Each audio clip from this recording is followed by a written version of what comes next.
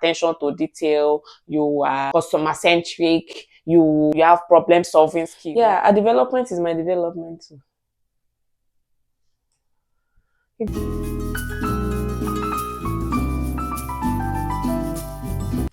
So one of my pastimes recently is watching my old videos.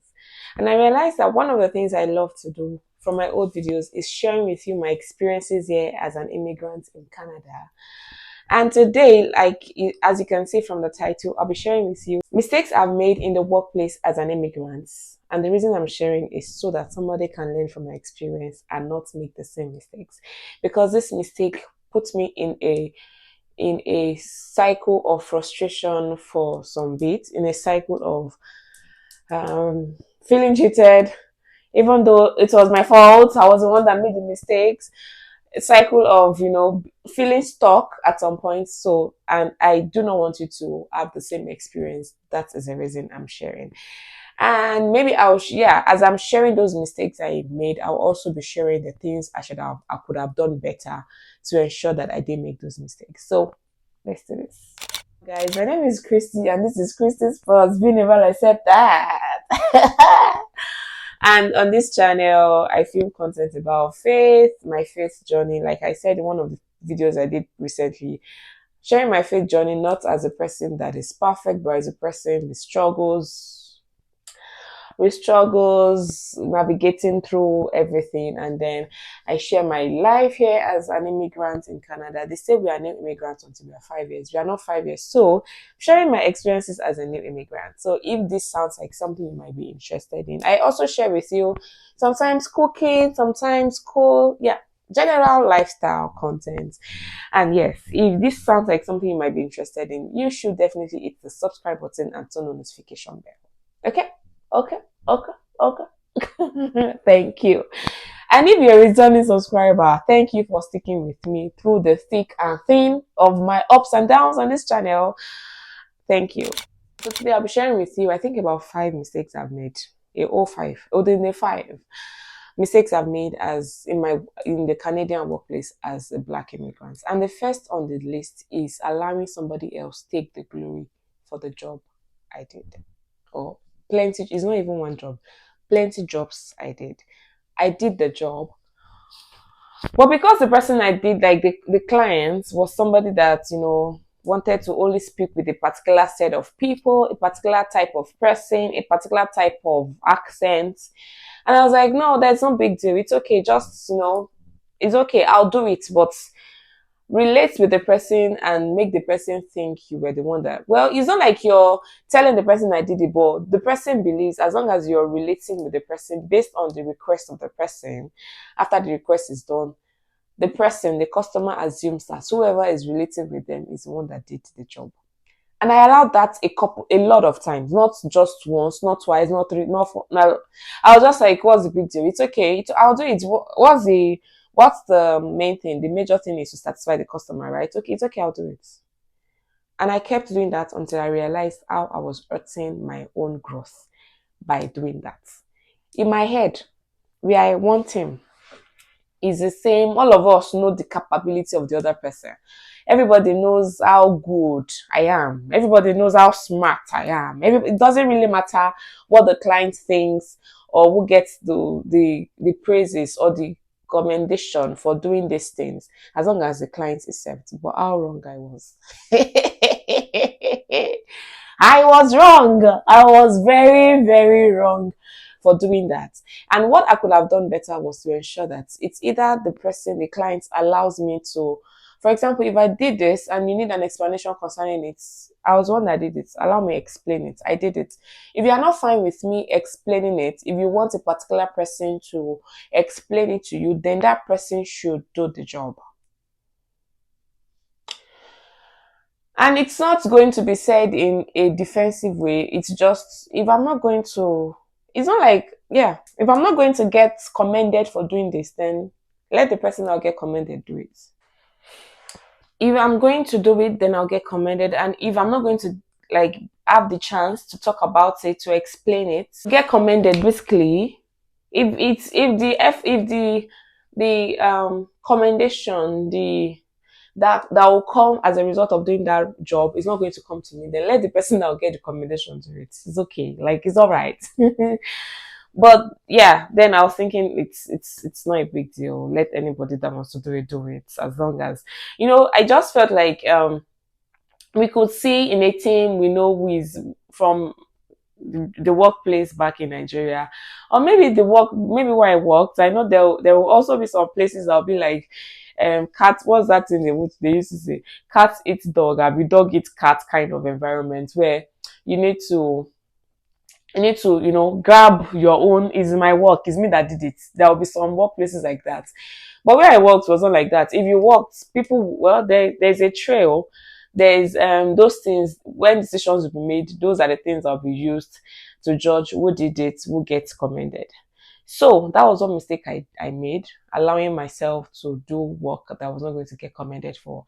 And when decisions were going to be made, well, it was the person that looks like they did the job that would get the positive aspect of the decision making. And you that was doing the job all along will look like, what has she been doing anyways? Don't make that mistake. So the second mistake I made, this one I'll say it's from being ignorant about what I could ask for, or what I could request, or the kinds of demands I could make. Was this second mistake was not asking to be trained for an higher role. So I just felt like if you're starting, and this is also based on off my experience from my home country. If you're just starting a new role, yeah, so this could, maybe, I don't know. Yeah, you have experience, like for example, right now I have over 11 years of work experience. And so those experiences should count when I'm requesting for an higher role. But I just felt like, okay, if I'm just starting a new role and I'm just getting my feet, for example, the first 6 months, 1 year, 6 months, 2 years. 2 years is when, okay, you're now like good on the job. You are now good on the job, and they're now getting to enjoy the benefits of, the training they give you and all that. Okay, if you are going to these are the things I was thinking in my head, my own mistakes.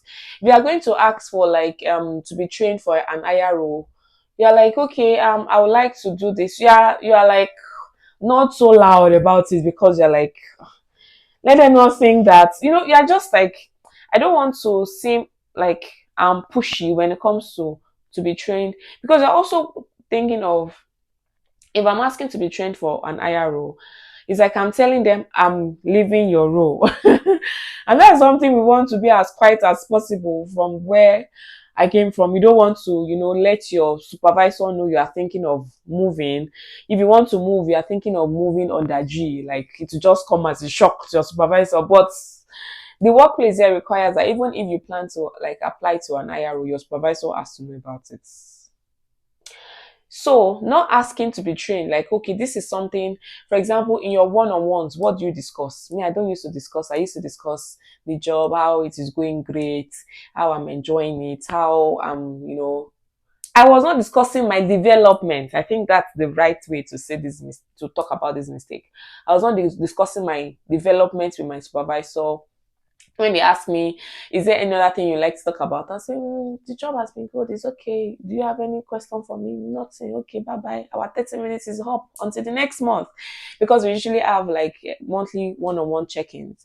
Not discussing my development plans. Like, what do you want to do? Like, and that was because I felt it was not proper to be discussing with your supervisor that you are thinking of leaving the department, which is a mistake. It's an error. Discuss it. Talk about it. Like, and as early as maybe after your first year on the job, start thinking of what is the next thing for me. And by 1 year, depending on how much you need to learn on the job, by 1 year you should be, at least comfortable with the job. You should be comfortable on the role, and then you should be thinking of, okay, what role is still in the line of this role I'm doing, or what is the next thing, what is the next step for me. Yeah, it doesn't mean that That 1 year, I'm thinking of moving to the next role. You will get the next role in the next 1 month or even in the next 6 months. Depends on openings, right? But you discussing it with your supervisor would let them know, okay, this is what this person is thinking of. Discuss the development. Discuss. Guys, I made this mistake, and it was painful. It was painful when I found out that not discussing meant that you were fine with where you were. So even when opportunities open up, your supervisor does not know that you were interested in that opportunity. So when you come to say, so I'm thinking of moving to this role, one of the questions they will ask you is, what have you been doing in the past 2 months, 3 months, 6 months to prepare you for this role you want to move to? And because you did not discuss it, your supervisor could not tell you the things you need to do, or the trainings you need to do, or how you can prepare yourself for that role, because you felt, if they now know, they will now think that they know it's okay for them.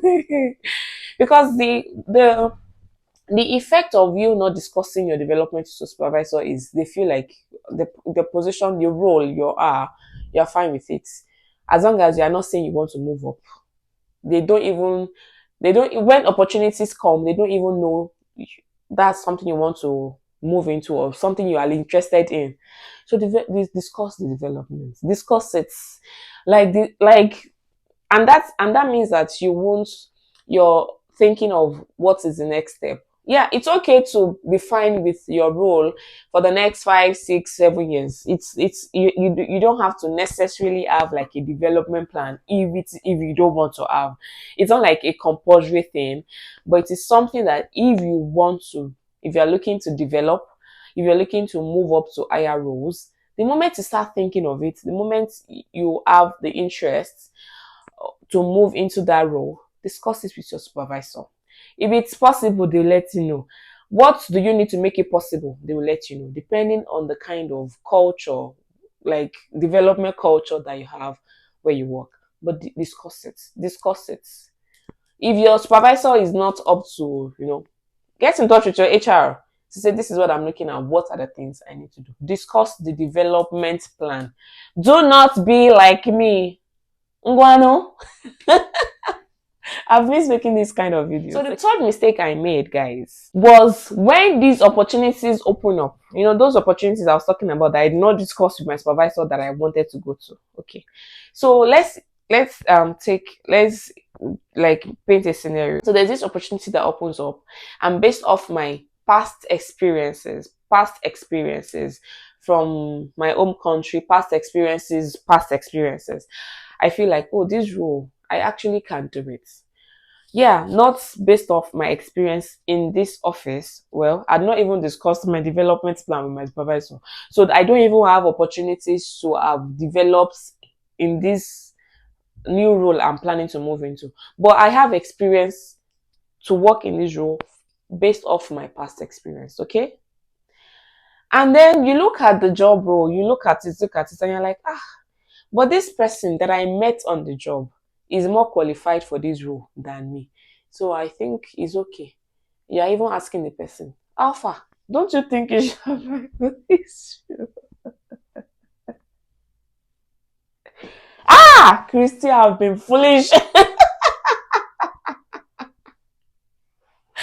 Yeah, that was me.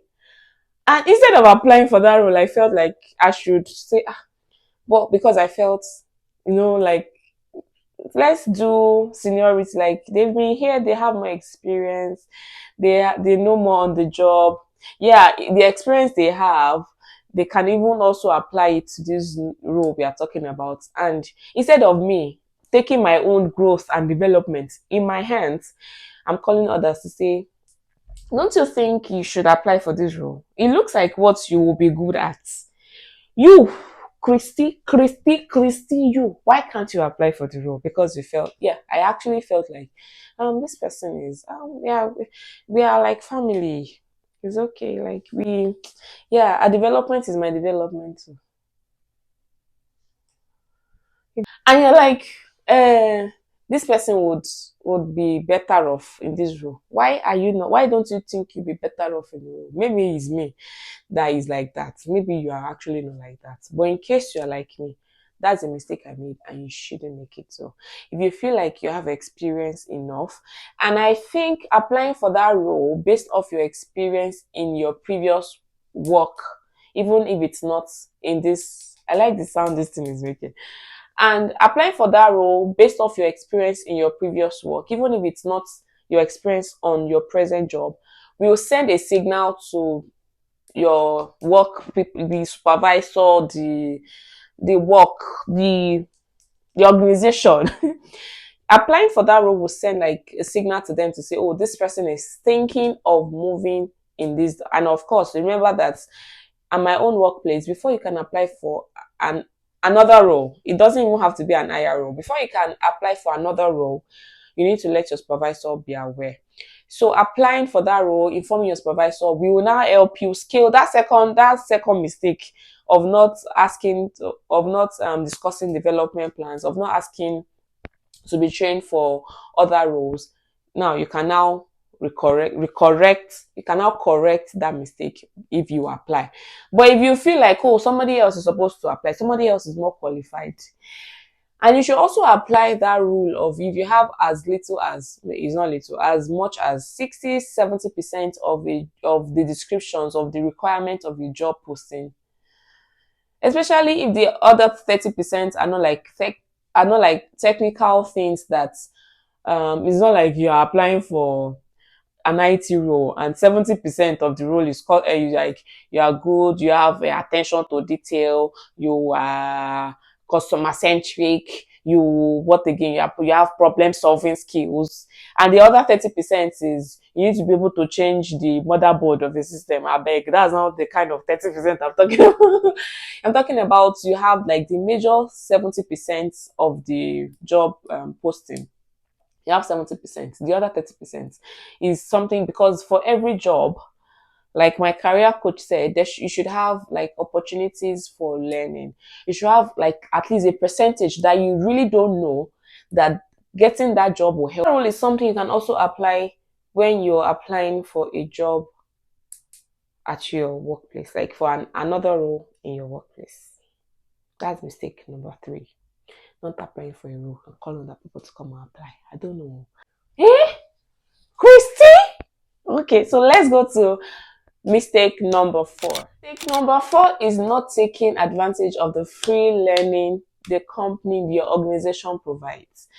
I don't know, but the 2 places I've worked have like a learning platform where you could learn. Like when you go to that platform, there are different things.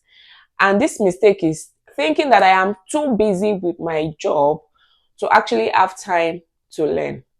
And so when I discovered that this was a mistake was when I realized that you could actually block off time on your calendar for learning.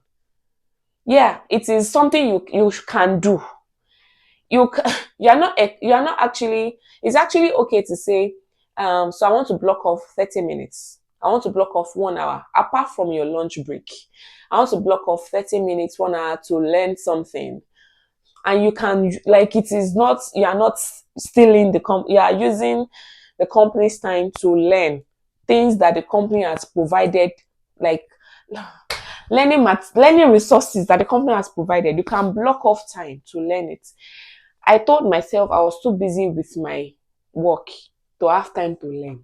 For example, I'm taking those learnings, I'm using those resources to learn something that has to do with a role I want to apply for. That's something I can say, oh, I've read this, I've listened, I've watched this course, I've done this course on the companies, on the organization's learning sites, and these are some of the things I've done to prepare for this new role.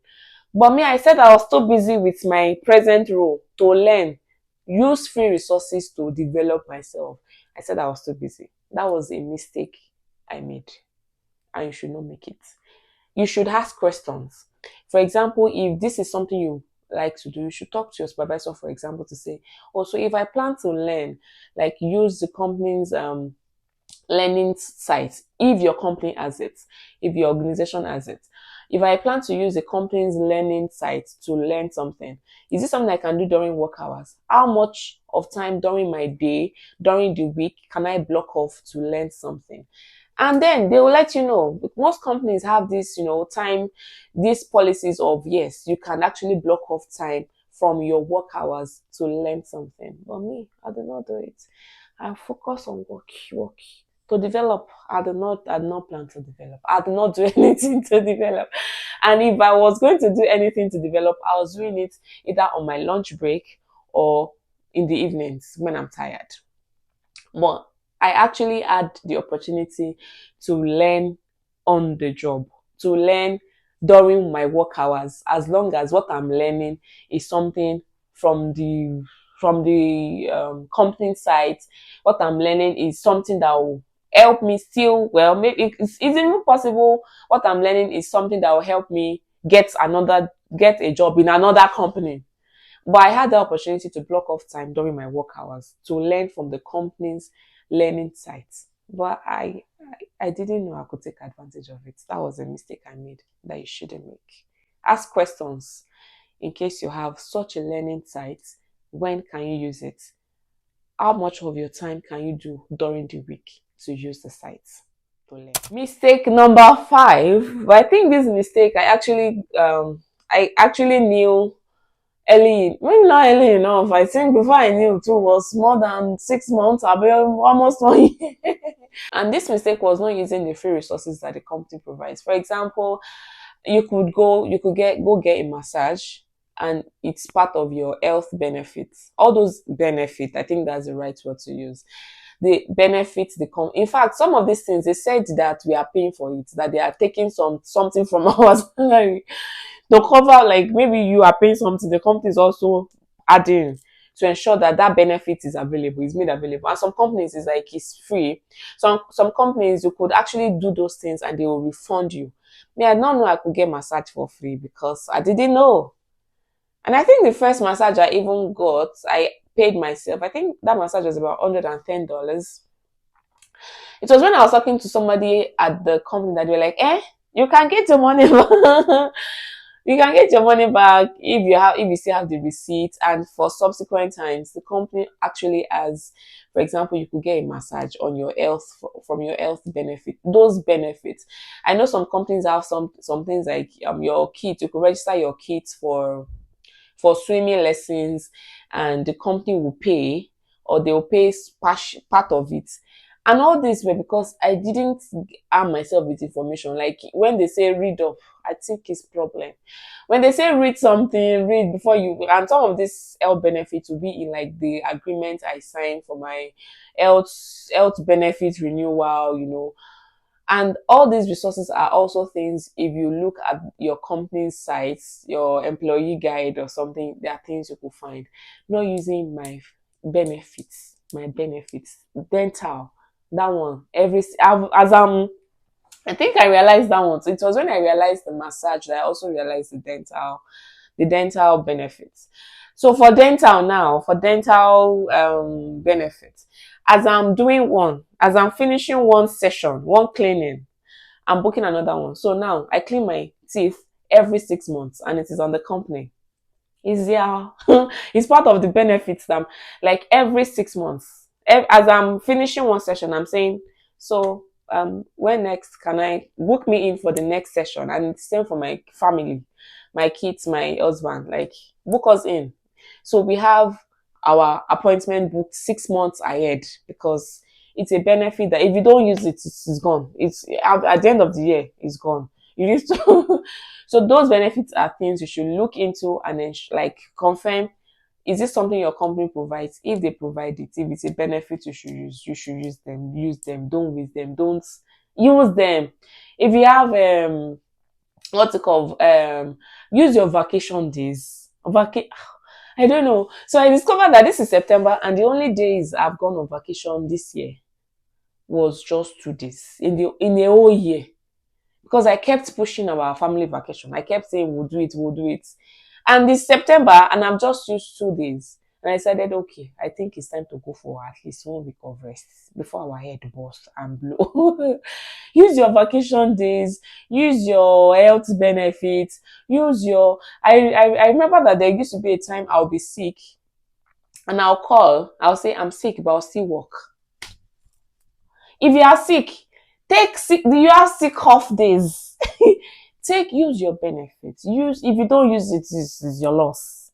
So I was not using my benefits, but I realized after almost a year or thereabouts that I have truly have this benefit and should make use of them.